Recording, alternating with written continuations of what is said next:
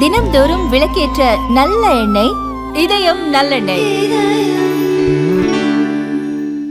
உத்தரப்பிரதேசத்தில் பாஜக அமைச்சரின் கேள்வியால் திஷா கூட்டத்தில் ராகுல் காந்தி கடுப்பான வீடியோ வெளியாகியுள்ளது. உத்தரப்பிரதேசத்தில் யோகி ஆதித்யநாத் தலைமையில் பாஜக ஆட்சி நடக்கிறது.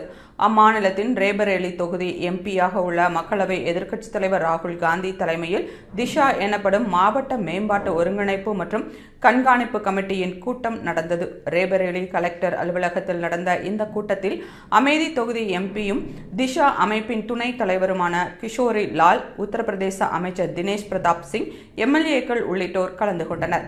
அதில் மத்திய அரசின் முக்கிய திட்டங்கள் குறித்து விவாதிக்கப்பட்ட நிலையில் பாஜகவை சேர்ந்த அம்மாநில அமைச்சரான தினேஷ் பிரதாப் சிங் ராகுலை நோக்கி கேள்வி கேட்க தொடங்கினார். இதனால் கடுப்பான ராகுல் கூட்டத்திற்கு தான் தலைமையேற்றிருப்பதால் எதை பேசுவது என்றாலும் முன்கூட்டியே தன்னிடம் அனுமதி கேட்க வேண்டும் என தெரிவித்தார். இதனால் ராகுலுக்கும் பாஜக அமைச்சருக்கும் இடையே காரசாரமான வாக்குவாதம் நடந்தது.